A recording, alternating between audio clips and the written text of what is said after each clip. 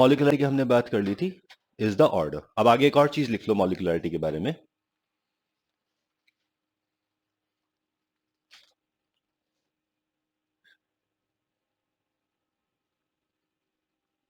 मॉलिक्युलरिटी of one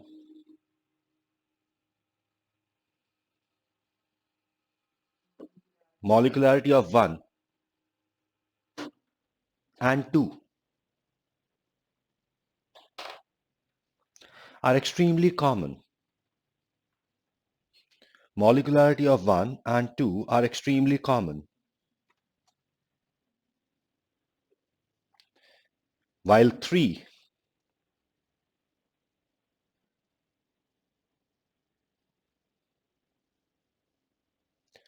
is extremely rare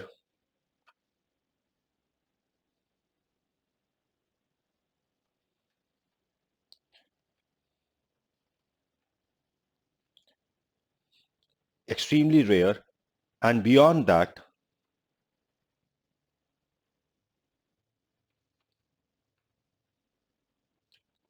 are not observed.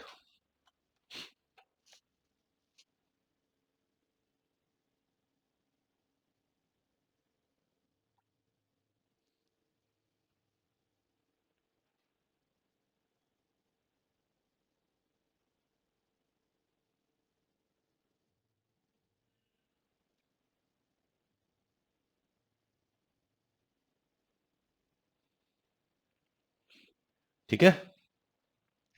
अब उसका सीधा सीधा रीजन ये होता है कि जब हम मॉलिक्युलरिटी की बात करते हैं तो molecularity is that many number of particles actually colliding at an instant.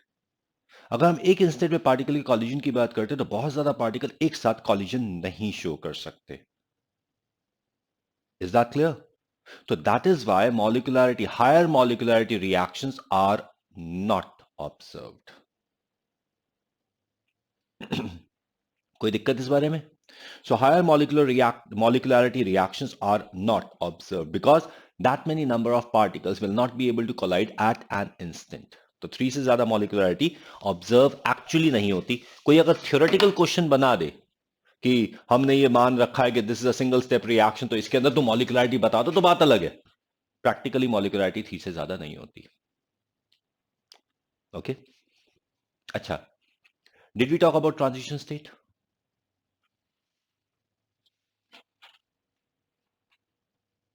ठीक है,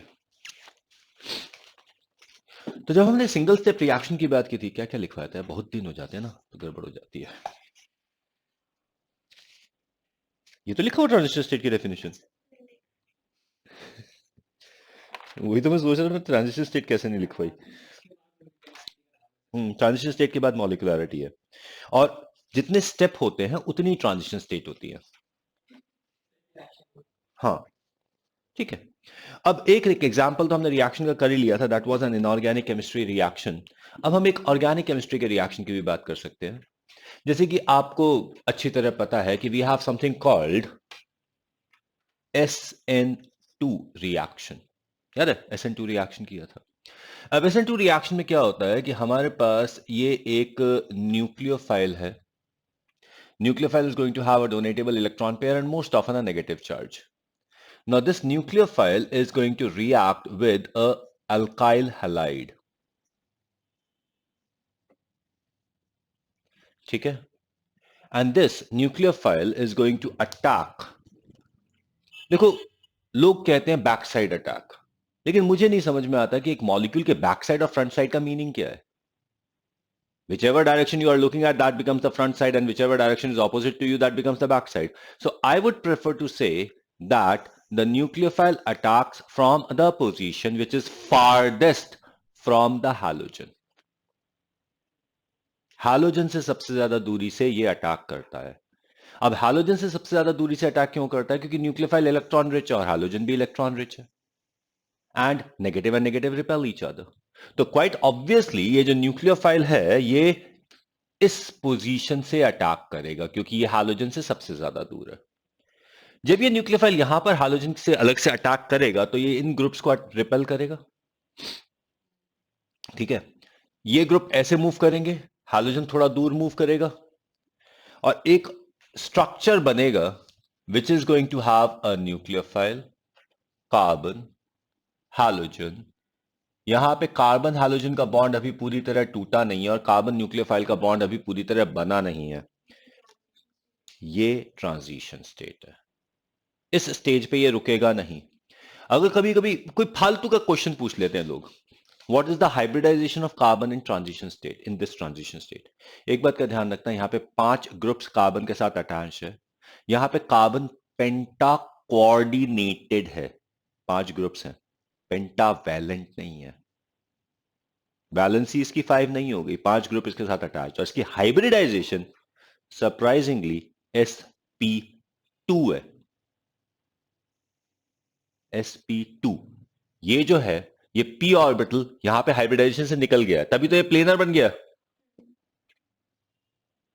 ठीक है, इस लोब में बॉन्ड बन रहा है, इस लोब से बॉन्ड टूट रहा है, तो ये p ऑर्बिटल एक्चुअली शिफ्ट हो गया। ये यहां से अपना इलेक्ट्रॉन डेंसिटी विड्रॉ करके यहां ला रहा है, और जब ये यहां आएगा फिर से sp3 हाइब्रिडाइजेशन में कन्वर्ट हो जाएगा। तो transition state is sp2 hybridised. ठीक है, अब ये आगे मूव करेगा, and when it moves further it becomes nucleophile carbon and the bond X minus. This is the transition state. ठीक है, ओके। इस रिएक्शन की मॉलिक्यूलरिटी 2 है, एक न्यूक्लियोफाइल एक अल्काइल हैलाइड। तो रिएक्शन का रेट न्यूक्लियोफाइल और अल्काइल हैलाइड दोनों पर डिपेंड करेगा। अगर मैं इसकी रेट इक्वेशन की बात करूं, तो here the rate is going to be equal to the rate constant K, हमने रेट कांस्टेंट की तो बात कर ली थी, याद है ना, into the concentration of alkyl halide into the concentration of nucleophile. So this becomes a bimolecular second order reaction. The rate will increase with the increase in concentration of alkyl halide as well as nucleophile. ठीक है, अगर मैं इसके graph की बात करूं, energy graph की बात करूं, यहां पर हमारे पास एनर्जी है और यहां पे ये रिएक्शन कोऑर्डिनेट है। रिएक्शन कोऑर्डिनेट टाइम नहीं होता, रिएक्शन कोऑर्डिनेट का कंसंट्रेशन से कोई लिंक नहीं है। रिएक्शन कोऑर्डिनेट ये कहता है कि हमारे पास रिएक्टेंट प्रोडक्ट में कन्वर्ट करते हुए जो एनर्जी चेंजेस शो कर रहा है वो रिएक्शन कोऑर्डिनेट है, और इस रिएक्शन कोऑर्डिनेट की लेंथ, इस पे कोई स्केल नहीं है। इसको आप जितना मर्जी बड़ा बना दो, जितना मर्जी छोटा बना दो, एज पर योर कन्वीनियंस, जितना दिखाना तुम्हारे लिए आसान है। इसकी कोई लेंथ नहीं है, कोई स्केल नहीं है। ठीक है, it has nothing to do with time, it has nothing to with the extent of the reaction, it is talking about change in one molecule. तुम इसको ऐसे करके ऐसे कर दो, कोई प्रॉब्लम नहीं है। ठीक है, तो अब यहां पे जब हम इसका रिएक्शन कोऑर्डिनेट बनाते हैं तो ग्राफ गोज लाइक दिस। ठीक है, ये रिएक्टेंट है, ये प्रोडक्ट है, और ये ट्रांजिशन स्टेट है। Is it clear? टिप लीजिए, और कुछ पूछना है तो पूछ लीजिए।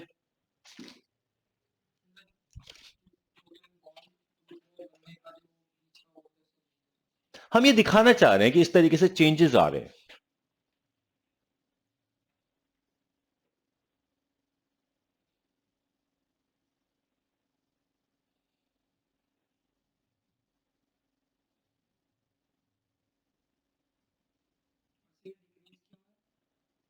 क्या ये नीचे क्यों आया? Because nucleophile is a stronger one, वो हाइड्रोजन को रिप्लेस करता है। तो कार्बन हाइड्रोजन का बॉन्ड कोई खास ज्यादा स्ट्रांग होता नहीं है, तो बाकी जो स्पीशी होते हैं उनके जो बॉन्ड्स बनते हैं वो एक कार्बन हाइड्रोजन बॉन्ड के कंपैरिजन में स्ट्रांग होते हैं, तो ओवरऑल रिएक्शन में एनर्जी रिलीज हो जाती है।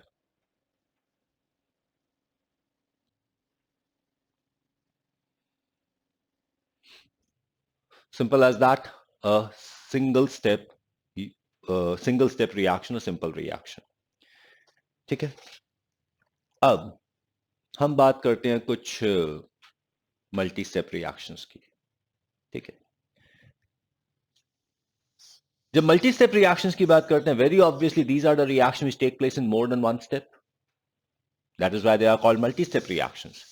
जब हम मोर देन वन स्टेप वाले रिएक्शन की बात करते हैं, तो जैसे ऑर्गेनिक केमिस्ट्री में से हम अगर एग्जांपल लेके चलते हैं, तो ऑर्गेनिक केमिस्ट्री में हमारे पास SN1 reaction would be the example of multi step reaction. अब SN1 रिएक्शन में क्या होता है? SN1 रिएक्शन में हमारे पास एक अल्काइल हैलाइड है. This is the alkyl halide that we have. ठीक है. Now this alkyl halide undergoes dissociation. ये ब्रेक कर जाता है. अब ब्रेक करने का मतलब क्या है? यहां पे इसका बॉन्ड टूट जाता है. ओके. और जब मैं बॉन्ड टूटने की बात करता हूं,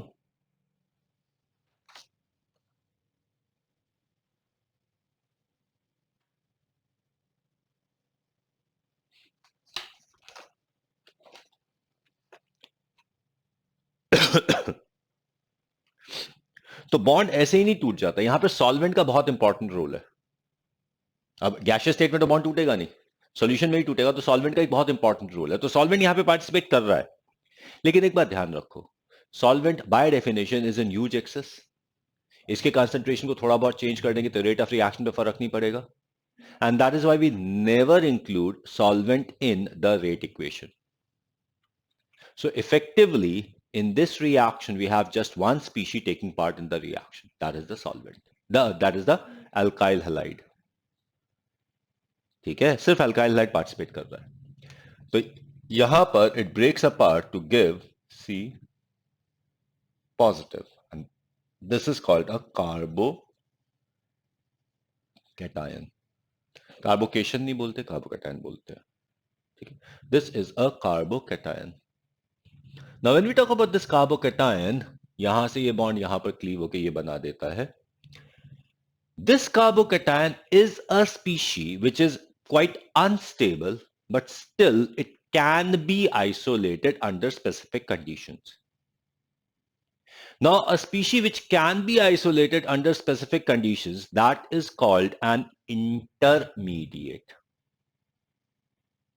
So this is what we term an intermediate. Solvent, वो तो स्टार्टिंग में लिखवाया सॉल्वेंट की डेफिनेशन में. केमिकल काइनेटिक्स जब हमने शुरू किया था तो हमने सॉल्वेंट की डेफिनेशन लिखी थी ना. जरा पढ़ो उसे.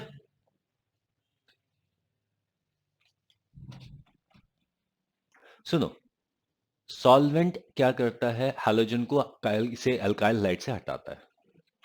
ठीक है, कार्बोकेटायन बनाता है. सॉल्वेंट जो है हैलाइड को भी स्टेबलाइज कर देता है, कार्बोकेटायन को भी कुछ हद तक स्टेबलाइज कर देता है. ओके. जो बॉन्ड टूटा है, यहां पे बॉन्ड टूटने में एनर्जी लगती है, तो इस एनर्जी को सॉल्वेंट प्रोवाइड करता है. एनर्जी को सॉल्वेंट प्रोवाइड करता है by forming the bonds of halide ion and solvating the carbocation. ठीक है. तो solvent plays an extremely important role. लेकिन अगर हम इस रिएक्शन के रेट की बात करेंगे तो हम उस रेट के लिए सॉल्वेंट को रिस्पॉन्सिबल नहीं बता सकते. ठीक है. इट इज समथिंग लाइक कि वही मैंने तुम्हें एग्जांपल दिया था ना कि तुम काम कर रहे हो, काम करते करते तुम कह रहे हो यार मुझसे काम नहीं हो रहा क्योंकि साथ वाला सांस ले रहा है, वो मेरी ऑक्सीजन कंज्यूम कर रहा है. ऐसा नहीं है कि वो ऑक्सीजन कंज्यूम नहीं कर रहा. ऐसा नहीं है कि तुम ऑक्सीजन के बिना काम कर सकते हो. सब कुछ है, लेकिन ऑक्सीजन इतनी है कि अगर थोड़ा बहुत ऊपर नीचे हो जाएगा तो तुम्हें पता नहीं चलेगा. That is what we call as a solvent. If we are not putting something in the rate equation, इसका मतलब ये नहीं है कि वो इंपॉर्टेंट नहीं है. रेट इक्वेशन का मतलब ये है, रेट इक्वेशन में किसी चीज को ना लिखने का मतलब ये है, जैसे हम कैटलिस्ट नहीं लिखते, हम सॉल्वेंट नहीं लिखते. ठीक है, हम सॉलिड को नहीं लिखते, हम प्योर लिक्विड को नहीं लिखते. क्यों नहीं लिखते? इसलिए नहीं कि वो इंपॉर्टेंट नहीं है, इसलिए कि उनको अगर थोड़ा बहुत कम या ज्यादा कर दिया जाएगा तो रिएक्शन में फर्क नहीं पड़ेगा. They are taken for granted. ये बात है. Is it clear? ओके. एक बार कहीं पे मैं एक फिल्म फेयर अवार्ड देख रहा था. बहुत पुरानी बात है. उस फिल्म फेयर अवार्ड में शाहरुख खान का अवार्ड मिला. ठीक है. शाहरुख खान ने सलमान खान को बुलाया और सलमान खान से कहा कि on my behalf you thank. ठीक है. तो सलमान खान ने शुरू किया, I would like to thank the producers, the directors, my audience. नहीं, माय नहीं, शाहरुख खान ऑडियंस. ठीक है. I would like to thank Shahrukh Khan gardener. I would like to thank Shahrukh Khan driver. I would like to thank Shahrukh Khan milk person, यानी कि उसने शाहरुख खान के सारे, जैसे कहते हैं ना कि माली, धोबी, कुत्ता, बिल्ली, सबको उसने स्टेज पे थैंक किया। ठीक है, ये हुआ तो बहुत जोक बना, लेकिन please understand they also had a role to play, although they were taken for granted. और जोकिंगली पता है क्या हुआ, अगले फिल्म फेयर अवार्ड में सलमान खान को अवार्ड मिल गया। तो लोगों ने कहा नाउ यू थैंक, तो फिर सलमान खान ने I would like to thank my driver, I would like to thank my, सब बोला उसने फिर। बेटा देखो, दोनों इंसान हैं, और जब वो अच्छी मूवी करते हैं तो मैं उनकी मूवीज देखता हूं, लेकिन सिर्फ उनके लिए मैं मूवी देखने नहीं जाता। नहीं देखो, I don't go to a movie because of a person, I don't like और डिसलाइक अ पर्सन, मुझे जो काम होता है उस व्यक्ति से, I want an entertainment, I like it, I do it. अब शाहरुख खान की दिलवाले मैंने सुना बहुत ही गंदी मूवी थी, मैं देखने नहीं गया। ठीक है, मैं हूं ना, मुझे अच्छी लगी, मैंने देखी। ठीक है, तो इट्स ऑल अबाउट। अब इसकी सलमान खान की कोई बहुत ही बुरी मूवीज है, कुछ अच्छी मूवीज भी हैं, कुछ अच्छी भी है कुछ बुरी भी है। तो लेकिन ऐसा नहीं है कि मैंने शाहरुख खान या सलमान खान की कोई मूवी 4 बार देखी हो ना, वो काम नहीं किया मैंने।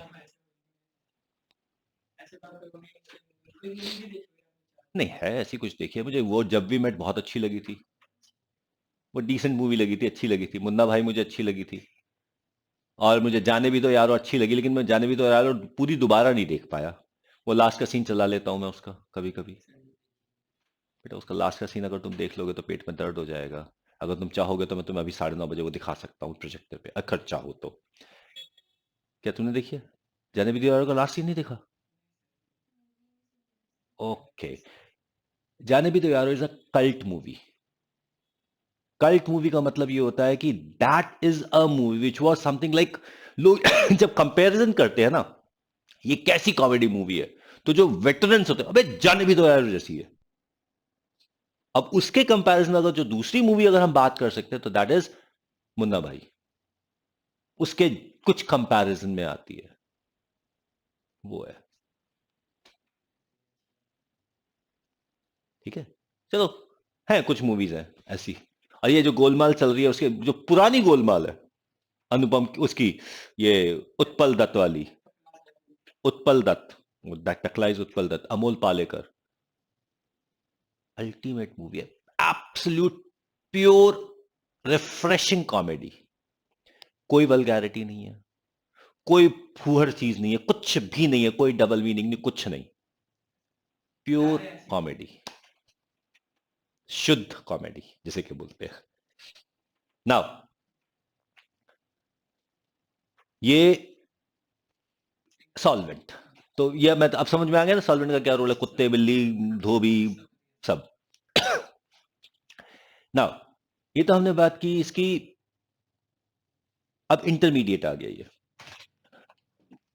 अभी जो इंटरमीडिएट आया, this intermediate is now going to react with the nucleophile to give a product. अब प्रोडक्ट यहां पे हमारे पास न्यूक्लियोफाइल, ये प्लेनर स्ट्रक्चर, या फॉरवर्ड बैकवर्ड कहीं से भी अटैक कर सकता है, तो हमारे पास ये न्यूक्लियोफाइल ऐसे आ सकता है, ऐसे बन सकता है, और हमारे पास ऐसे भी बन सकता है ये। एंड ये हमें SN1 SN2 रिएक्शन मैकेनिज्म का पता है किस तरीके से होता है, तो we get a racemic mixture in the SN1 reaction. ठीक है,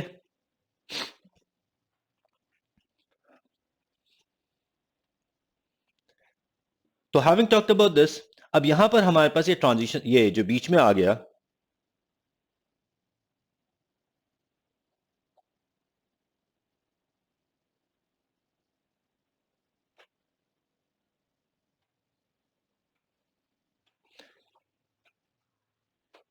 क्या हुआ mehndi?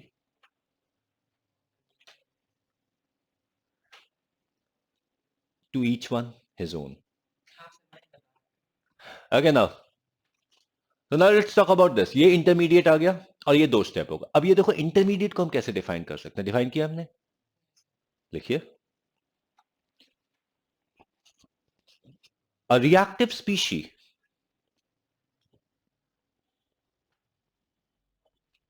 formed in the course of reaction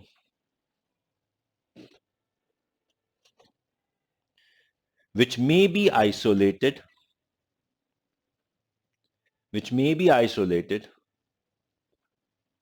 under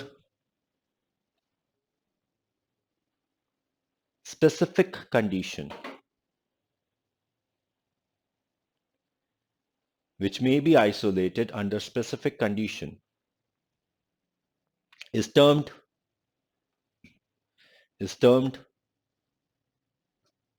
the reaction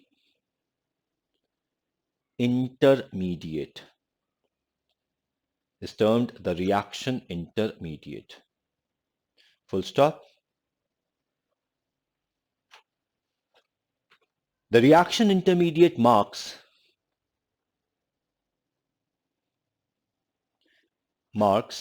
the end of one step.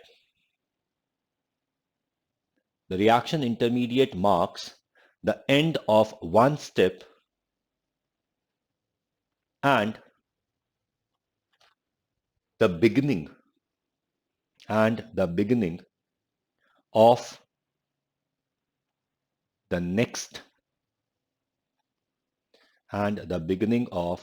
the next step. ठीक है, तो एक स्टेप का ये एंड मार्क करता है और अगले स्टेप की बिगिनिंग. ठीक है, आगे लिखिए. The number of intermediates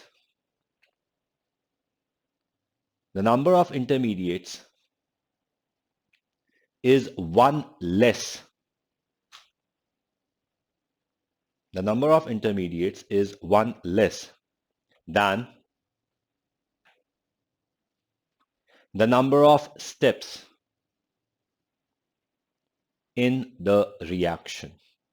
ये क्वाइट ऑब्वियस है क्योंकि लास्ट स्टेप का जो एंड है वो इंटरमीडिएट नहीं है, वो प्रोडक्ट है, तो इसलिए नंबर ऑफ इंटरमीडिएट एक कम हो जाएगा.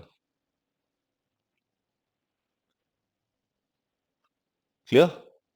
ओके. अच्छा, अब अगर हम इस रिएक्शन की बात करें तो ऑब्वियसली अगर मैं इंटरमीडिएट की बात करता हूं तो that is going to be in the multi step reaction, तभी तो इंटरमीडिएट है.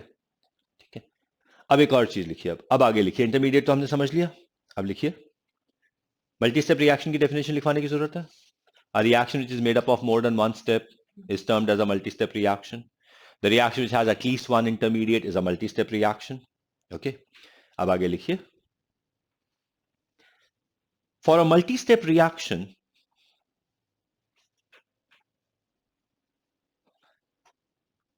molecularity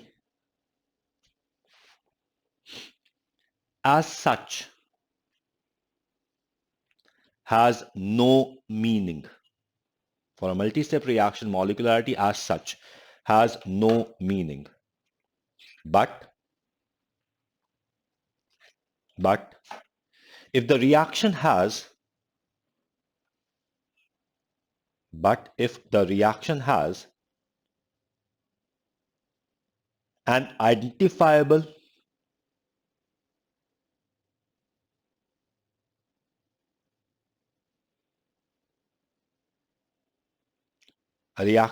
an identifiable slowest, if a reaction has identifiable slowest, that is the rate determining step,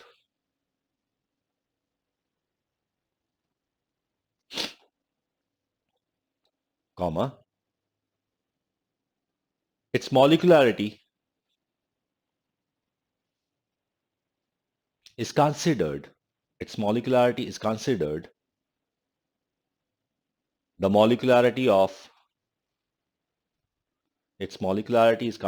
molecularity of the reaction.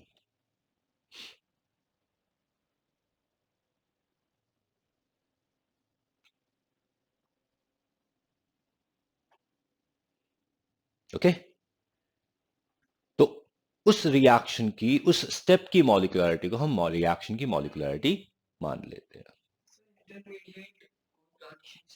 में फर्क सिर्फ इतना है कि हम इंटरमीडिएट को आइसोलेट कर सकते हैं, ट्रांजिशन स्टेट को नहीं।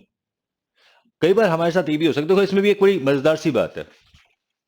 It is all practicality, it's all practical observation. कई बार ऐसा होता है कि हम एक चीज को मानते रहते हैं, ट्रांजिशन स्टेट है, फिर कोई व्यक्ति उसको आइसोलेट कर देता है। The moment he isolates it, it becomes the intermediate. कई बार ऐसा होता है हम किसी को इंटरमीडिएट बोलते चले जाते हैं, इंटरमीडिएट है, and then everybody fails in isolating it. Randomly हमने बोल दिया इंटरमीडिएट होना चाहिए, आइसोलेट ही नहीं हो रहा, तो थोड़े दिन के बाद उसको कहते हैं भैया ठीक है यार आइसोलेट नहीं हो रहा, अब इसको ट्रांजिशन स्टेट मानो। टिपिकली स्पीकिंग ऑर्गेनिक केमिस्ट्री में एक वर्ड है नाइट्रीन। नाइट्रीन को बहुत टाइम तक इंटरमीडिएट बोलते रहे, आइसोलेट नहीं हुआ, अब कहते हैं ट्रांजिशन स्टेट है, हो ही नहीं सकता।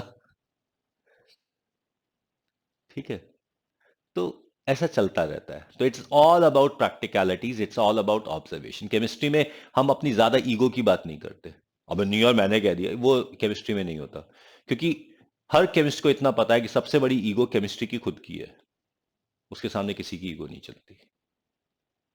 Clear? Okay, so that's what we have as the transition state, intermediate, multi step reaction. अब यहां पर हमारे सामने ये एक रिएक्शन लिखा हुआ है। जब हम इस रिएक्शन की बात करते हैं तो यहां पे दो स्टेप्स है। पहला स्टेप है कार्बोकेटाइन का फॉर्मेशन, दूसरा स्टेप है कार्बोकेटाइन का रिएक्शन। पहले स्टेप की बात करोगे वहां पे सिर्फ एक अल्काइल हैलाइड है, सॉल्वेंट को तो हम बात ही नहीं करते, तो it's only the alkyl halide that we talk about. दूसरे स्टेप में कार्बोकेटाइन और न्यूक्लियोफाइल है। तो पहला स्टेप मोनोन्यूक्लियर, मोनो एटॉमिक, वो यूनिमोलिकुलर है, दूसरा स्टेप बायोमोलिकुलर है। Is that okay? अब सवाल ये आता है दोनों में से डिफिकल्ट स्टेप कौन सा है? ठीक है, अब काइनेटिक्स में कुछ भी प्रिडिक्टेड नहीं है, ऑब्जर्व्ड है।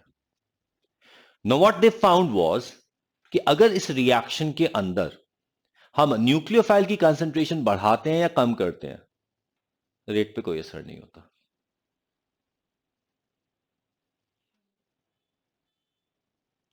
अगर हम इस रिएक्शन में न्यूक्लियोफाइल की कंसंट्रेशन बढ़ाते हैं या कम करते हैं, रेट पे कोई असर नहीं पड़ता।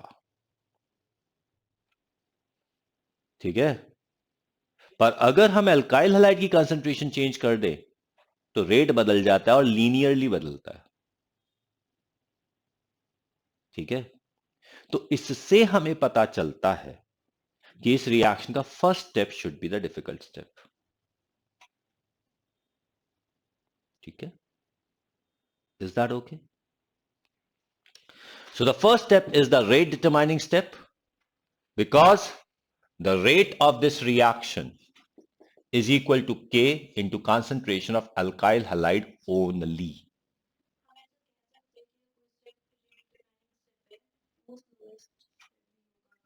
रेट डिटरमाइनिंग का मतलब ही यही होता है। अब I would not use the word slowest. पता है हम स्लोएस्ट में कंफ्यूज हो जाते हैं। देखो मैं एक बात बोलूंगा, मैं बहुत सारी चीजों में बहुत बार कंफ्यूज हुआ, और इसलिए मुझे नॉर्मली मुझे ये पता होता है कि स्टूडेंट कहां जाके कंफ्यूज हो जाएंगे। जब हमसे कोई बोला जाता है कि ये रिएक्शन स्लोएस्ट है, तो हम ये सोचते हैं कि इस स्टेप को करने में बहुत टाइम लगेगा। ऐसा होता नहीं है, क्योंकि हमारी जो रिएक्शन की रेट की बात होती है ना, that rate does not mean how many seconds और how much time will it be required for the reactant to convert into product. नहीं, वो नहीं होता। Rate of reaction is how many reactant molecule convert to the product per unit time. ठीक है, इसका एक छोटा सा एग्जांपल लेता हूं मैं, पता नहीं मैं तुम्हें बताया या नहीं बताया। लेट अस से हमारे पास ये एक दीवार है, हाँ ओके, इस दीवार की हाइट है 7 फीट। ओके, अब बहुत सारी भीड़ है, लेट्स से आपके स्कूल के सारे स्टूडेंट्स हैं, सारे, and you are asked to get over this wall. ठीक है, एक बड़ी मजेदार सी बात, जो व्यक्ति इसको क्रॉस कर सकता है उसके लिए इसको क्रॉस करना 3 सेकेंड है, 3 सेकेंड्स। दौड़ता हुआ आएगा, हाथ ऊपर रखेगा, खुद को ऊपर करेगा, दूसरे सेकंड में और तीसरे में नीचे। ठीक है। और जो क्रॉस नहीं कर सकता उसको 1 घंटा दे दो, क्रॉस नहीं होगा। ये थोड़ी ना ज्यादा टाइम दे दोगे तो क्रॉस कर लेगा। ठीक है। This is the difficult step. Now how many students cross this wall in, let's say, 1 minute will be the same as the number of students who have a capacity to cross it. ठीक है। वो cross कर जाएगा। ठीक है। और मान लीजिए अलग अलग स्कूल के स्टूडेंट आते चले जा रहे हैं, आते चले जा रहे हैं, आते चले जा रहे हैं, हर स्कूल के स्टूडेंट आते हैं, उनमें से कुछ क्रॉस कर जाते हैं, फिर आते हैं, फिर कुछ क्रॉस कर जाते हैं। तो it all becomes dependent on how many students are reaching here per unit time which have a capacity to cross it. उतने यूनिट स्टूडेंट्स क्रॉस कर जाएंगे। हाँ। ठीक है। तो इसमें ये थोड़ी ना है कि एक स्टूडेंट को क्रॉस करने में कितना टाइम लगा। तो स्टूडेंट को क्रॉस करने में टाइम ज्यादा नहीं लग रहा, जो कर सकता है वो तो कर ही जाएगा। How many students are crossing, वो एक अलग स्टोरी, अलग आउट टुगेदर है। पता चलेगा कि हमारे पास 10 स्टूडेंट हैं जो क्रॉस कर सकते हैं, उन 10 स्टूडेंट ने पहले 10 सेकंड में क्रॉस कर लिया, 1 मिनट तक खाली बैठे रहो, तो 1 मिनट में भी 10 ही स्टूडेंट है। ये है रेट, ये है रेट। Is this clear? अब समझ में आया स्लोएस्ट स्टेप का मतलब, रेट डिटरमाइनिंग स्टेप का मतलब। Yes, it is the slowest step, क्योंकि यहां से जितने पर यूनिट टाइम क्रॉस कर गए उतने पूरे रेस कवर कर जाएंगे। तो यहीं पे बैठ के काउंट कर लो, पता चल जाएगा कितने लोगों ने काम खत्म किया। ठीक है।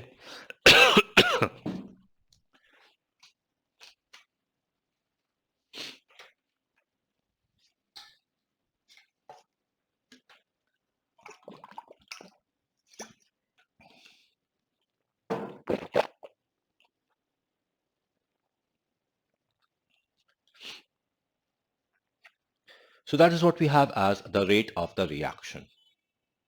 Fine. चलिए, having talked about this, ये कम आया। हाँ जी। दूध। अच्छा अच्छा अच्छा अच्छा, ठीक है।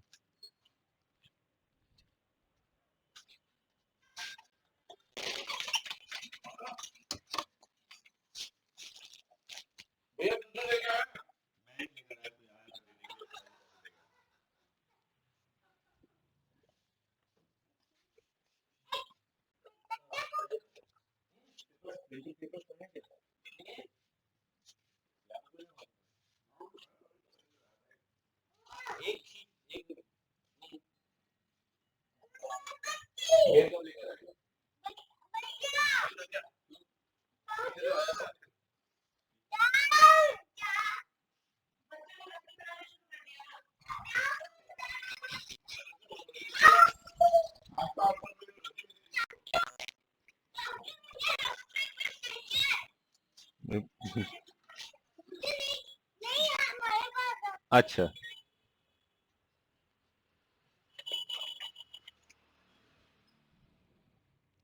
हाँ जी। Okay, so that's what we talk about the rate determining step. समझ में आ गया? ओके। चलिए, अब यहां पर जब इस रिएक्शन की बात करते हैं तो this becomes a unimolecular reaction, क्योंकि इसका रेट डिटरमाइनिंग स्टेप यूनिमॉलिक्यूलर है, and a multi step reaction. Is this clear? तो SN1 becomes a unimolecular first order multi-step reaction.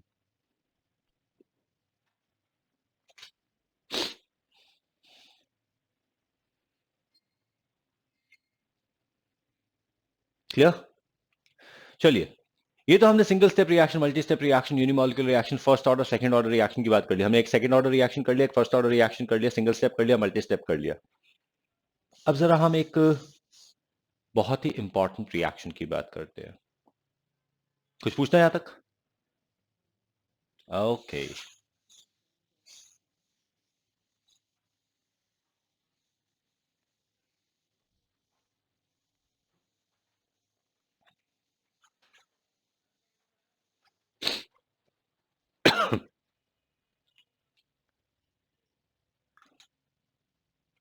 and we talk about hydrolysis of ester. ठीक है? So we are talking about hydrolysis of ester. ठीक है? Organic chemistry में किया हमने. Hydrolysis हमारे पास दो हैं. एक हमारे पास है एसिडिक हाइड्रोलिसिस, एक हमारे पास है बेसिक हाइड्रोलिसिस. ठीक है? Could you write the mechanism of acidic hydrolysis?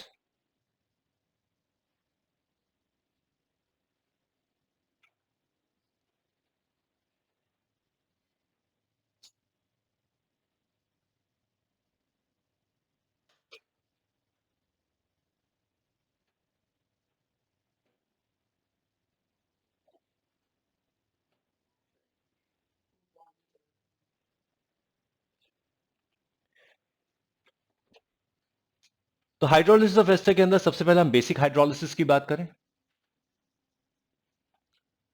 हमारे पास एस्टर है CH3 C double bond O CH3 methyl acetate. Basic hydrolysis के अंदर it is going to react with OH minus. Okay, now this OH minus is going to attack over this carbon. ये bond cleave होगा,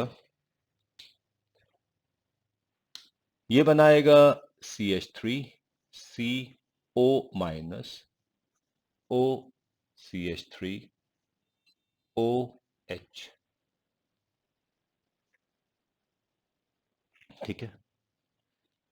next step, it is going to react with water.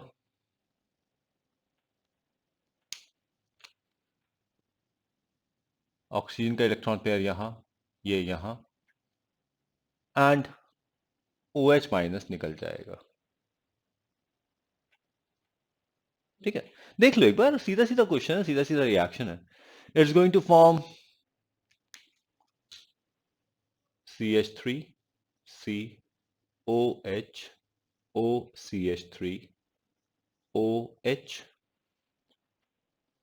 ठीक है. अब एक सीधी सी बात यह है कि जो भी रिएक्शन में ज्यादा होता है वो कंज्यूम हो जाता है, जो कम होता है वो बन जाता है.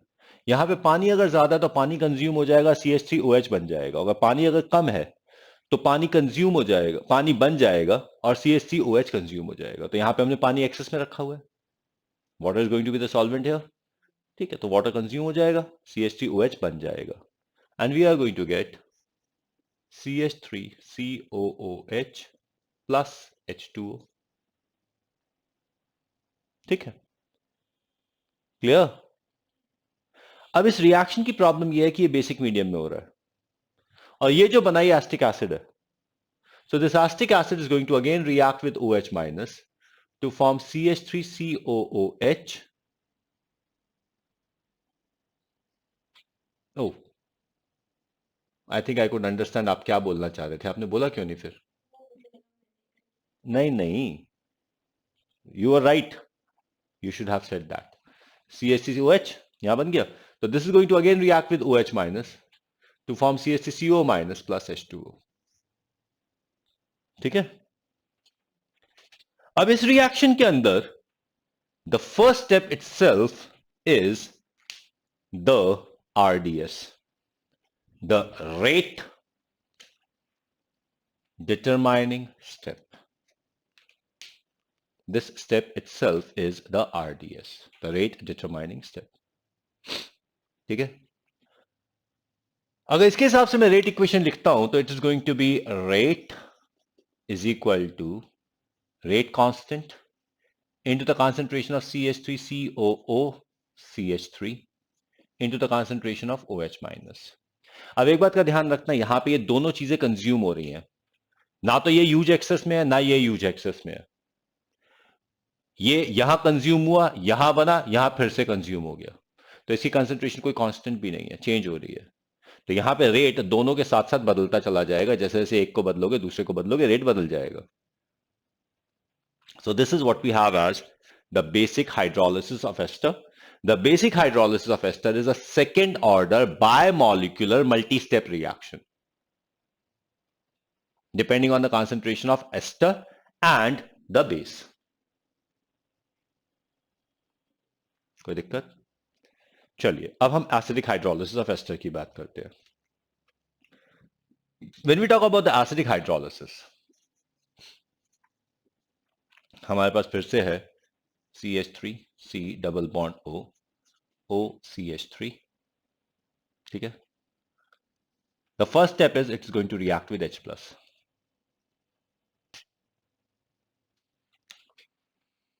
ये इलेक्ट्रॉन पेयर यहां अटैक करता है और हमें दे देता है CH3 C O H, यहां पॉजिटिव, O CH3, ठीक है। Next step, it's H2O which attacks. H2O कहां अटैक करता है?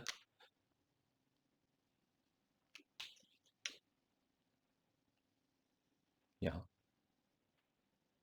ये बॉन्ड क्लीव होता है and we get CH3 C OH O CH3 OH H positive, ठीक है। ये बॉन्ड क्लीव होता है, यहां से H+ निकल जाता है and we get CH3 C OH OH O CH3। ये करते हैं अभी, हाँ ठीक है, ये बन गया। अब simple as that, it's going to get converted into CH3COOH plus CH3OH। Now ये एसिडिक मीडियम में हो रहा है रिएक्शन, तो इसके अंदर यहीं पे रिएक्शन रुक जाएगा, ठीक है।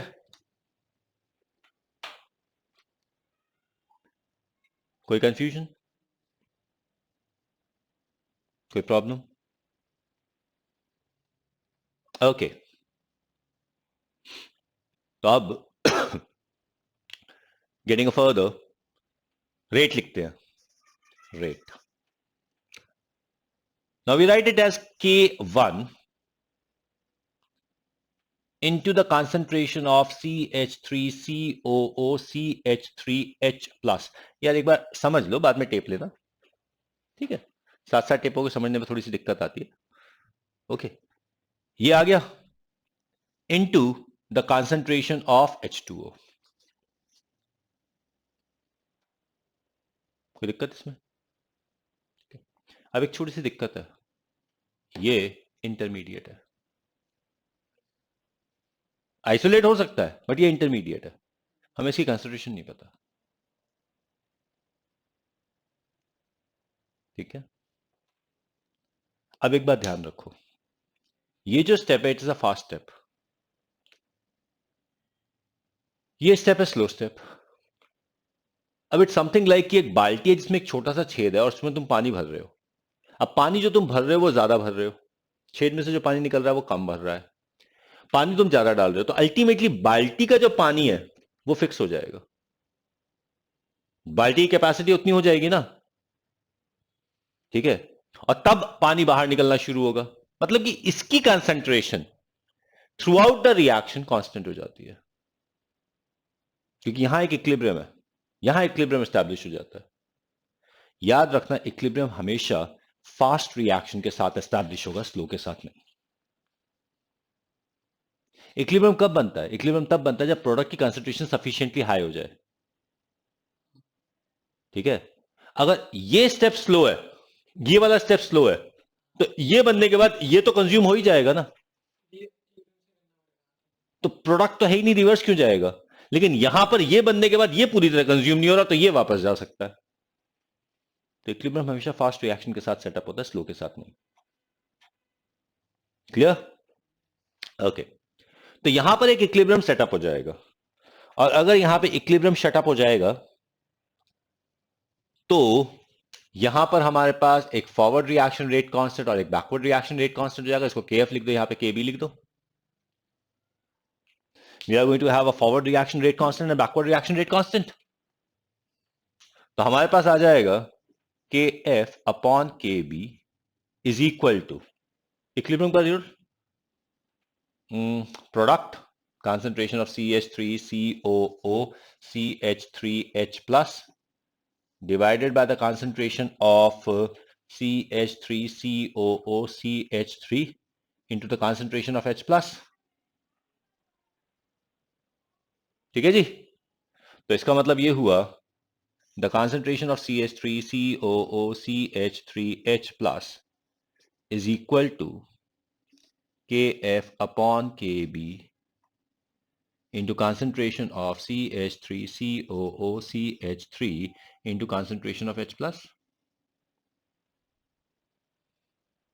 तो इसे यहां डाल देते हैं.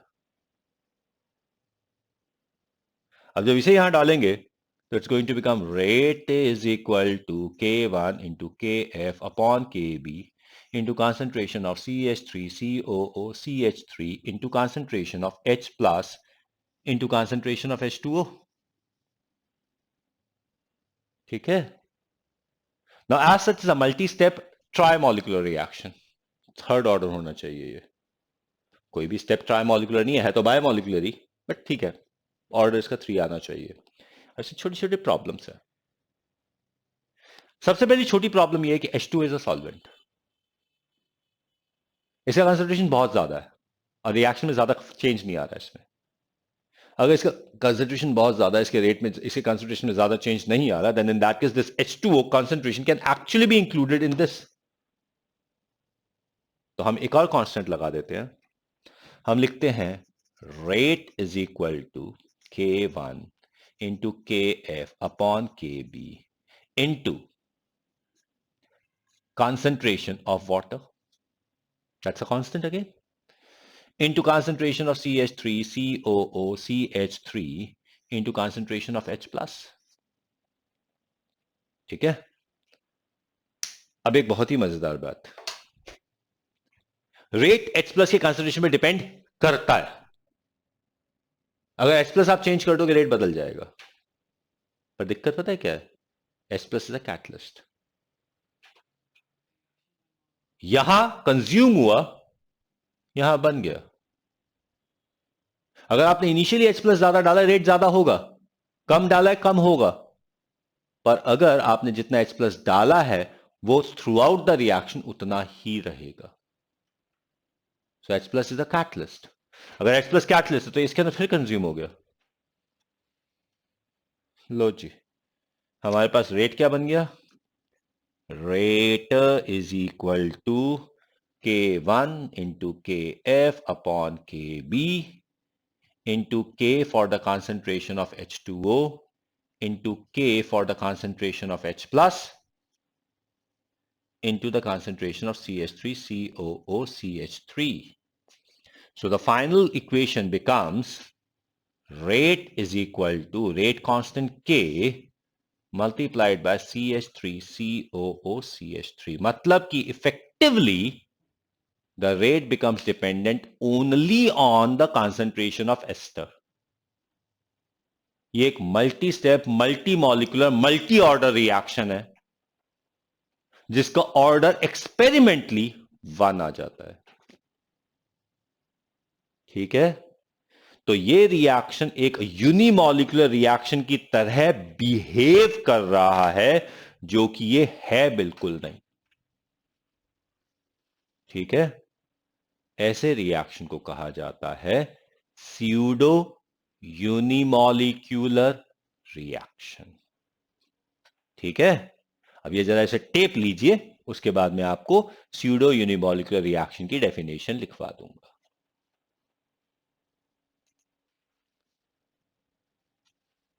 A reaction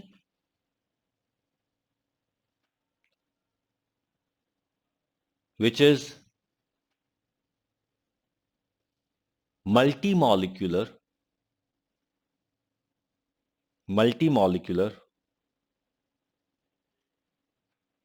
and multi-step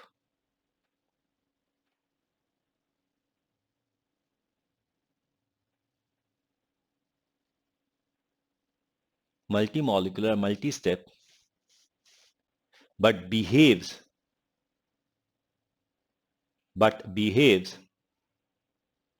as a unimolecular reaction,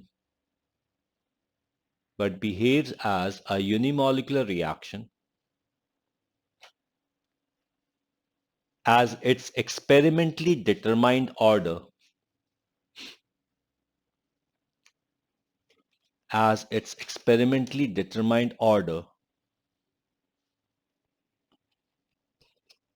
turns out to be 1,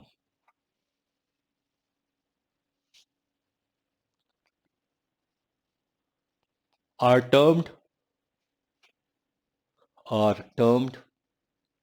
pseudo unimolecular reaction.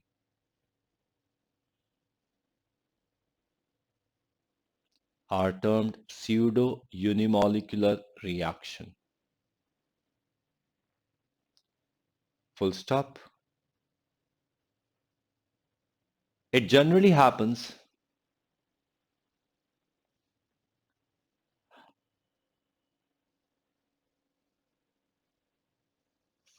when the other reactants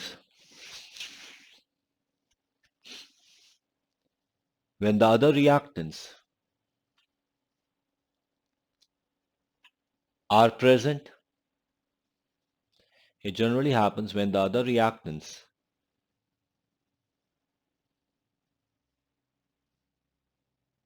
are present in huge excess. That is, they are solvent or behave as catalyst.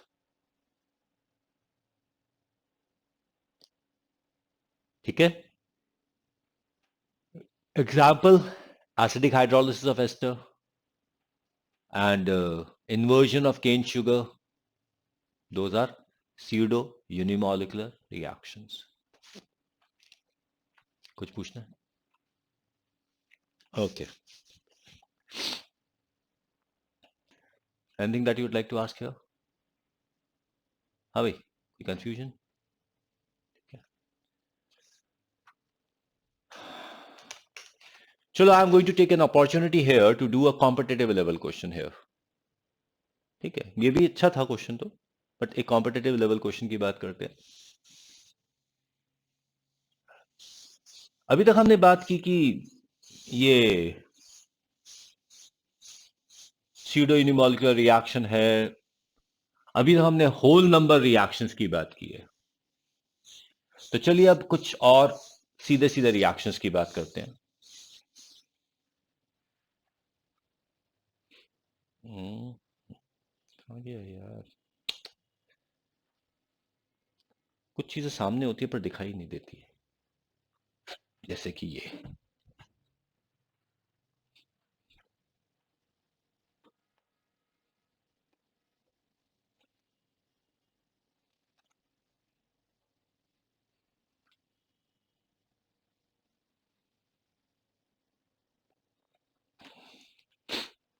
Okay, हमारे पास एक reaction है.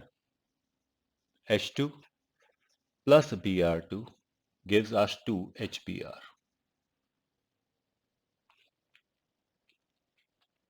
ठीक है, ये भी multi step reaction है. इसका फर्स्ट स्टेप है Br2 giving us 2 Br.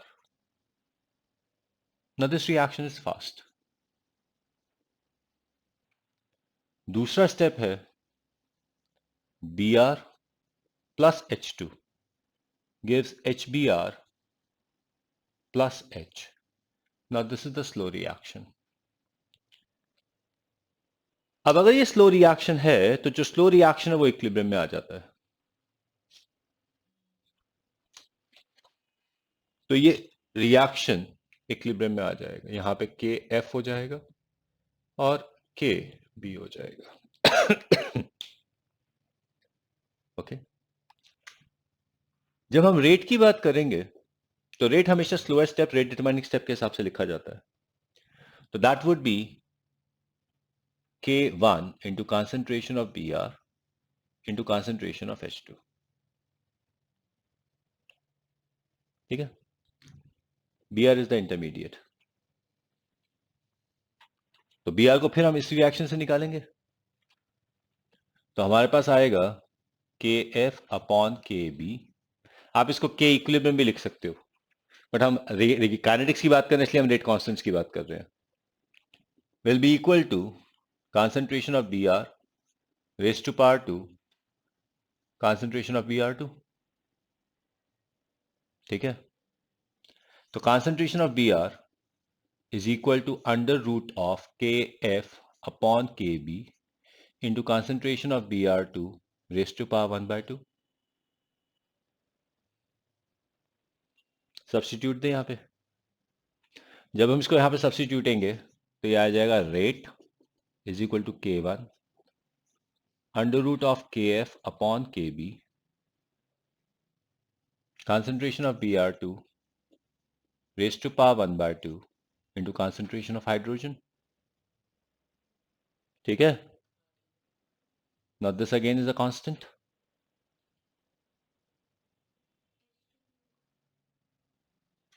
H2 constant थोड़ी ना बेटा, H2 कंज्यूम होता चला जाएगा रेट डिटरमाइनिंग स्टेप में.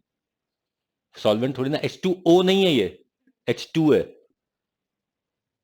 Sir K Br2 1 by 2 H2. ठीक है. नाउ ये इसका रेट लॉ है and this reaction is overall 3 by 2 order, a fractional order reaction. कोई दिक्कत?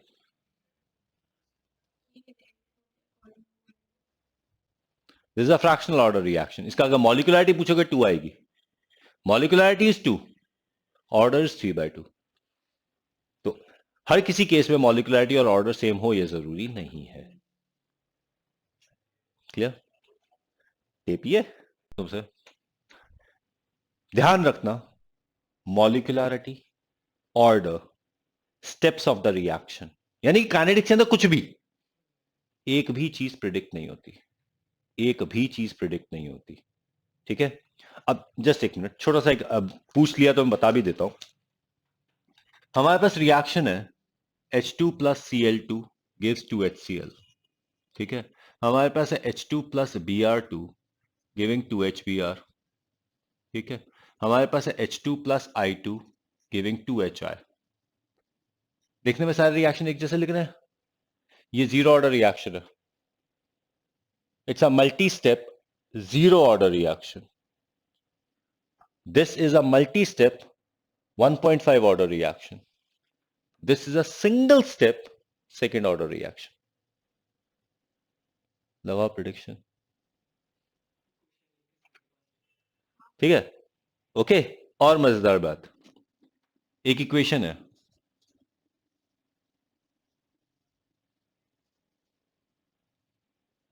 ठीक है.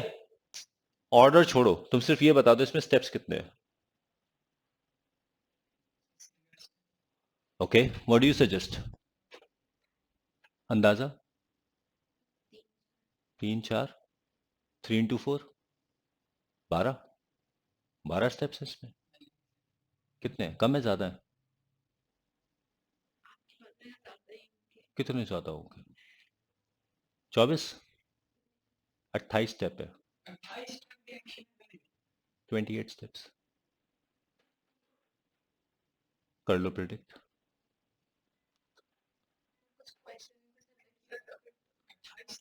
हाँ.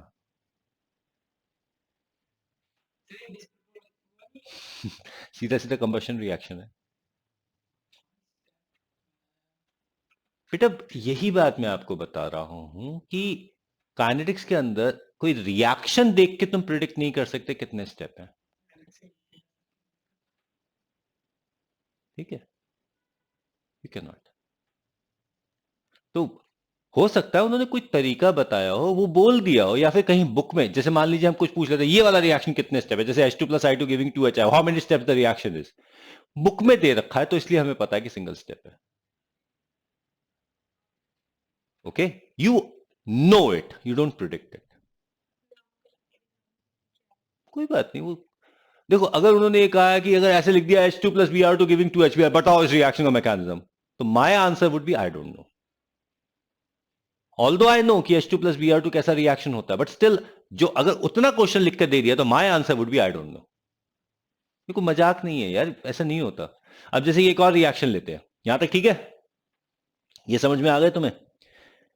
अब हम एक और रिएक्शन की बात करते हैं.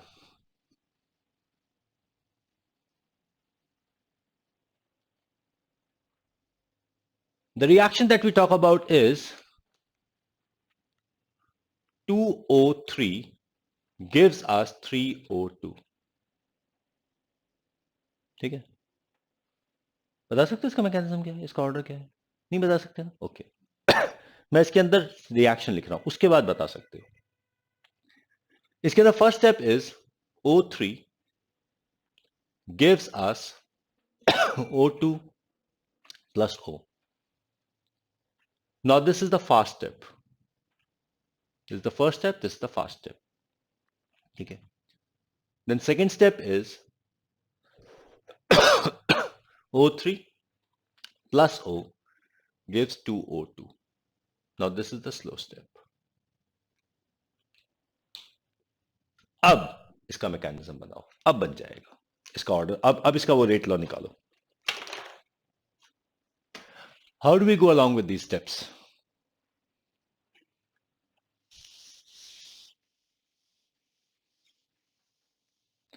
कैसे होगा ये देखो. सबसे पहले रेट की equation is equal to K1 into concentration. This is the rate determining step, into O into O3. Now this O is the intermediate. इसकी concentration हम इससे निकालेंगे. यहां पे it is going to be an equilibrium, Kf Kb. ठीक है. Now Kf upon Kb is equal to concentration of O2 into concentration of O divided by the concentration of O3. Now concentration of O would be, आया, अब निकालो. यहां पर ये आ जाएगा ना, O की वैल्यू आ जाएगी, this is going to be equal to Kf upon Kb into concentration of O3 divided by the concentration of O2. ठीक है. एंड सो इसको अगर इधर डालोगे तो हमारे पास आ जाएगा rate is equal to K1 Kf upon Kb O3 into O3 by O2. So here rate comes out to be K into O3 raised to power 2 O2 minus 1. Now we have two reactions in which it's fractional order and it's negative order. ठीक है ना.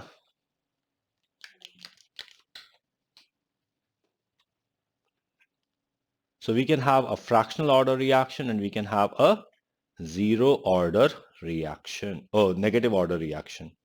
ठीक है. अच्छा, how could we have a zero order reaction? That becomes the question now.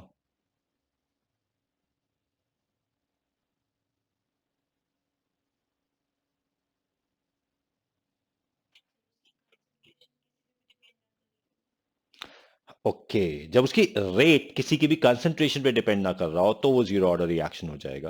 लेकिन ऐसा हो कैसे सकता है? चलो हम बात कर रहे थे जैसे कि एसिडिक हाइड्रोलिसिस ऑफ एस्टर की, क्या हम उसको जीरो ऑर्डर रिएक्शन बना सकते हैं? बना सकते हैं. कैसे बनाएंगे? तरीका बताता हूं. बहुत सारा अल्कोहल वो ले लो, वाटर, बहुत सारा एस्टर ले लो और दोनों कंपेरेबल ले लो. ठीक है. नहीं, जीरो ऑर्डर नहीं बनेगा उससे। जीरो ऑर्डर पता है कब बनेगा? जब उसमें एसिड आप एक ड्रॉप डालोगे। अब रेट ना तो एस्टर डिपेंडेंट है ना वाटर डिपेंडेंट है, रेट एसिड डिपेंडेंट हो गया, और एसिड लिमिटेड है। ठीक है, क्लियर? जैसे कि अगर हम बात करते हैं वैष्णो देवी की, वैष्णो देवी की, वैष्णो देवी है ना मंदिर, या फिर हम बात करते हैं तिरुमला तिरुपति की, या किसी भी ऐसे मंदिर की जहां पे बहुत भीड़ होती है। नहीं, गोल्डन टेम्पल उस कैटेगरी में नहीं आता, क्योंकि गोल्डन टेम्पल के अंदर एंट्री कोई स्पेसिफिक नहीं है। वहां पे कितने ही लोग आ जाए, वहां भीड़ कभी नहीं होगी। ठीक है। अब वैष्णो देवी पे the number of people going in any time, वहां पे जो अंदर केव में जा रहे हैं, it has absolutely nothing to do with how many people reach that shrine. Constant जाता रहेगा, क्योंकि बाहर इतने ज्यादा लोग हैं कि उनसे कोई फर्क ही नहीं पड़ रहा, हमेशा एक्सेस में है। The path it self becomes the rate determining step and path remains a constant. वो रिएक्शन के साथ कंज्यूम नहीं हो रहा। कहीं पे कोई सीढ़ी है, एक सीढ़ी है, अब कितने भी लोग आ जाए सीढ़ियों से तो उतने ही जाएंगे ना। तो सीढ़ी becomes the rate determining step, it's a catalyst. समझ आई बात? एक रिएक्शन जहां पे कैटलिस्ट रेट डिटरमाइनिंग फैक्टर बन जाएगा, वो जीरो ऑर्डर रिएक्शन बन जाएगा। अब ये H2 plus Cl2 giving you 2HCl, ये रेट डिटरमाइन, ये जीरो ऑर्डर क्यों हो जाता है? क्योंकि वहां पे लाइट रेट डिटरमाइनिंग स्टेप बन जाती है, लाइट। ठीक है। Formation of ammonia, Haber's process, zero order बन जाता है। क्यों? क्योंकि ये नाइट्रोजन हाइड्रोजन ह्यूज एक्सेस में है, कैटलिस्ट का सरफेस रेट डिटरमाइनिंग स्टेप बन जाता है। तो ये चक्कर होता है कि अगर ऐसा कोई रिएक्शन होता है जहां पे कैटलिस्ट रेट डिटरमाइनिंग स्टेप बन जाए या कैटलिस्ट रेट डिटरमाइनिंग फैक्टर बन जाए, तो वो रिएक्शन जीरो ऑर्डर रिएक्शन हो जाता है।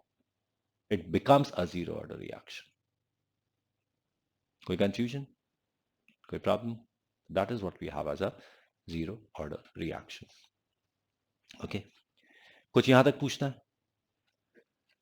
Now, having talked about these, now we are going to get along with something called the integrated rate law. ठीक है।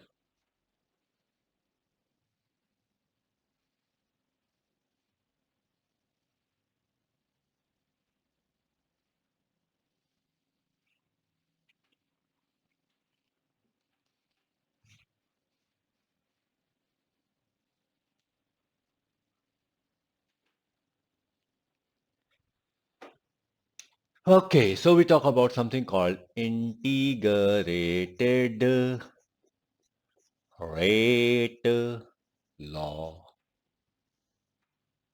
ठीक है, बात करते हैं इसके बारे में, क्या होता है ये। हमारे पास सबसे पहले हम बात करेंगे जीरो ऑर्डर रिएक्शन की। ठीक है, हमारे कोर्स में जीरो और फर्स्ट ऑर्डर रिएक्शन ही है। Let's talk about the zero order reaction. Zero order reaction में हमारे पास रिएक्शन क्या है? Reaction is a, the reactant is a giving the product. ठीक है, अब एक बात का ध्यान रखो, here throughout the reaction we are considering that reaction would be completed when 1 mole of A is consumed. बात खत्म। तो हमने deliberately रिएक्शन कंप्लीशन को 1 मोल बना दिया है। तो ए का स्टोइकियोमेट्रिक कोएफिशिएंट 1 है, चाहे हमें अच्छा लगे या बुरा लगे, वी डोंट केयर, है, बात खत्म। ठीक है, क्लियर? तो जब हम इसका डिफरेंशियल रेट लॉ लिखेंगे, differential rate law, then rate will be equal to minus dA by dt. एक बात का ध्यान रखना, पॉपुलेशन ग्रोथ में it is going to be plus dA by dt। ठीक है, And further, by the rate law, rate will be equal to K into concentration of A raised to power 0. Zero order reaction है, ठीक है। दोनों rate है, दोनों have to be equal. Let's equate them. तो we get minus D A by D T is equal to K A raise to power 0. Separate the variables and integrate the equation. Separation of the variable would say dA is equal to minus k dt. Integration, and we are going to talk about definite integral. Definite integral is from A naught, that is the initial concentration of A, to AT, which is the concentration of A at time t. तो हम एक specific time के frame की बात कर रहे हैं, completion की बात नहीं कर रहे हम. dA is equal to integration 0 to t. T1 to T2 भी ले सकते हो, उससे कोई बड़ी बात नहीं है, but we prefer to take 0 to t. हम इनिशियल टू फाइनल लेके चल रहे हैं. माइनस के डी टी. इंटीग्रेट करो, आपके पास आ जाता है A T minus A naught is equal to minus K T. Definite integral plus C नहीं आएगा. So we get A T is equal to A naught minus K T. This is the zero order reaction. Okay, now एक छोटा सा सवाल. Could you give me the expression in terms of initial concentration and rate constant for the time required for the zero order reaction to be half completed? That means I am simply asking you the expression of half-life of a zero order reaction in terms of initial concentration and rate constant. Answer. Another expression. बेटा इसको देखो, जब हम बोलते हैं half life, इसका मतलब है कि AT is equal to A naught by 2. AT is the amount which is remaining, not what is consumed.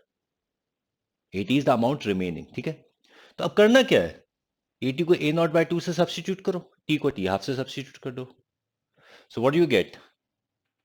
A naught by 2 is equal to A naught minus K T. अब ये T is 1 by 2, ये 2 से divide मत कर देना, ये subscript है, ये टाइम डिवाइडेड बाय 2 नहीं है, ठीक है. You can write it T 0.5, you can write T 1 by 2, या फिर तुम कोई और सिंबल यूज कर सकते हो. You can not actually take T half out of this T. तो आपको सीधा सीधा एक्सप्रेशन आता है T half is equal to A naught by 2K. ठीक है. Now, could you give me the time required for the expression for the time required for the reaction to be completed? Reaction to be completed का मतलब है AT is 0. तो AT की value, AT को अगर 0 लेते हो तो T हाफ की जगह T1 हो जाएगा ये, and T1 comes out to be A naught by K. अब एक स्टेटमेंट बड़ी प्यारी सी लिख लो. For a zero order reaction, for a zero order reaction, the time required for a zero order reaction, the time required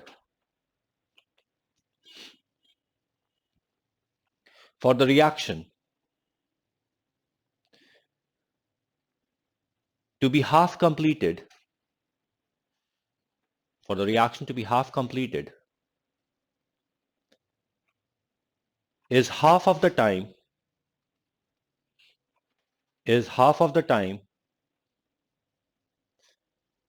required for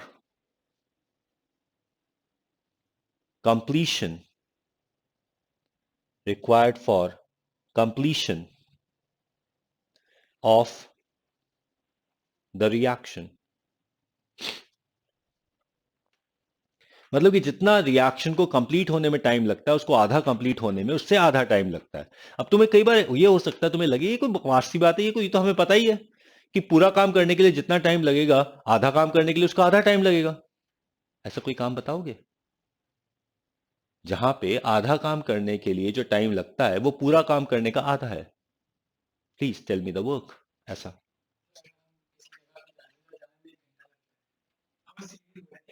देखो conditions लगा रहे हो तुम. नहीं कंडीशंस लगाओगे तो तुम स्पेसिफिक कंडीशन लगा रहे हो. सीधी रोड है चलो तब भी. अच्छा चलो सीधी रोड है मान ली तब भी.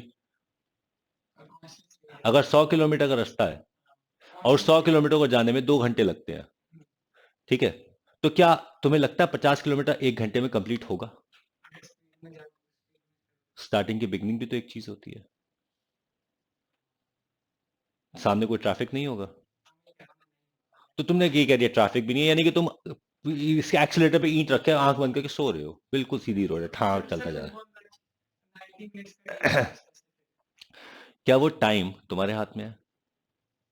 अब तो वही बात है ना कि 90 मिनट्स में कवर होते हैं, 45 मिनट्स 45 मिनट्स में. That has nothing to do with you. मतलब यानी कि एक बात कह सकते हो कि अगर कोई चीज ऐसी है जो तुम कंट्रोल नहीं कर रहे हो तो ऐसा हो सकता है. मतलब कि कोई ऐसी चीज है स्पेसिफिकली टाइम कंट्रोल है तो ऐसा हो सकता है. जैसे डे एंड नाइट है. जैसे 1 घंटे का 1 घंटे में पूरा होता है तो आधा घंटा आधे घंटे में पूरा होता है. एक मूवी 3 घंटे की है तो 1.5 घंटे में आधी हो जाएगी. वो ठीक है. लेकिन ऐसा कोई काम बताओगे जो तुम कर रहे हो जिसमें तुम एक्टिवली पार्टिसिपेट कर रहे हो और आधा काम आधे टाइम में हो रहा है.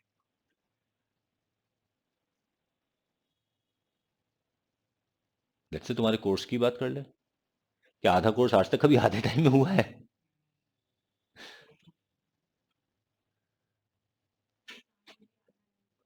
और फिर आज के 10 दिन में पूरा हो जाता है. समझ आ रही है बात? कई बार बहुत सी ऑब्वियस सी चीजें उतनी ऑब्वियस नहीं होती.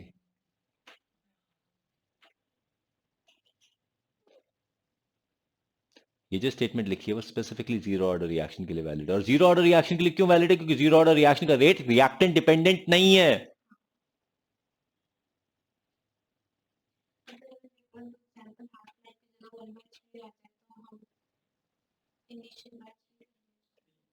और क्या कर सकते हो? इनिशियल बाय 3 नहीं, 2/3. 80 is not the amount consumed, 80 is amount left. 1/3 life का मतलब है 1/3 is consumed, तो रिमेनिंग इज 2/3. तो अगर वो आ गया तो बेटा फंसोगे, इसी बात में फंस जाओगे. ऐसा अगर आया ना तो ये वो क्वेश्चन हो जाएगा जो कोई नहीं करके आएगा. आज की सिचुएशन तुम्हारी ये हो गई है स्टूडेंट्स की कि एग्जामिनर बस ऐसे कहते हैं, ऐसे पर्ची डाल दे और पर्ची डाल के ऐसे खोल के कहे ये वाले ये क्वेश्चन बन गए. उतने बच्चों का बैंड बच जाता है. दिमाग लगा के क्वेश्चन बना दिए तो उड़ते नजर आएंगे. We are not creating entrepreneurs, we are creating employees. तो उसमें मेरे सेटिस्फाइड या ना होने का कोई मतलब ही नहीं है. And the problem is the people here are happy to be employees, including me. I'm not saying anybody else. Yes, I would also put myself in that block. इतने साल हो गए मुझे, 22 साल हो गए जॉब करते हुए. 22 साल के बाद आज मैं स्टार्ट करने की बात करता हूँ कि okay I am going to start the my own centre. और मैं अपनी खुशी से नहीं कर रहा, मजबूरी में कर रहा हूँ क्योंकि एम्प्लॉयबिलिटी खत्म हो गई है. तो ये बात है. हाँ. somehow I consider myself a good teacher, और because of that I feel I should be getting a good salary. But institute वाले कहते हैं हम तो ना दे रहे. तो बस वो बात है. चलो, is this clear? Okay. Having talked about the half-life, having talked about the full life, now let us talk about some simple graphs. नन्हे मुन्ने ग्राफ की बात करते हैं. ग्राफ क्या हो सकते हैं? एक ग्राफ है रेट वर्सेस कंसंट्रेशन ऑफ ए. ठीक है. दूसरा ग्राफ हो सकता है concentration of A versus time. और तीसरा ग्राफ हो सकता है rate versus time. Before you make the graph, find the equation of the graph.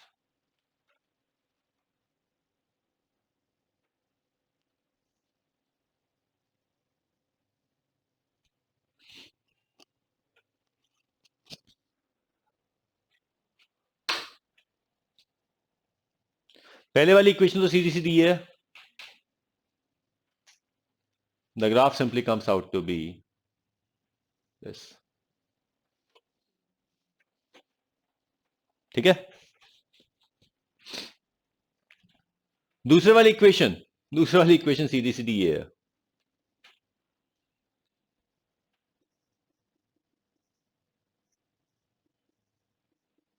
And the equation goes like this,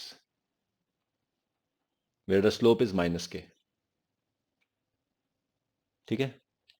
तीसरी इक्वेशन अगर मैं टाइम की बात करूं तो rate as such time dependent नहीं होता. रेट कंसंट्रेशन डिपेंडेंट होता है और कंसंट्रेशन टाइम डिपेंडेंट है. ठीक है. तो यहां पे अगर हम इक्वेशन की बात करें तो r is equal to K into A raise to power 0. That means r is equal to K into A naught minus K T raise to power 0. ठीक है. ये रेस टू पावर 0 है तो r बिकम्स इक्वल टू के. It doesn't depend on time. ठीक है. So that is what we have as the graph for the zero order reactions. ठीक है. कोई confusion? We'll talk about the first order reaction on Tuesday.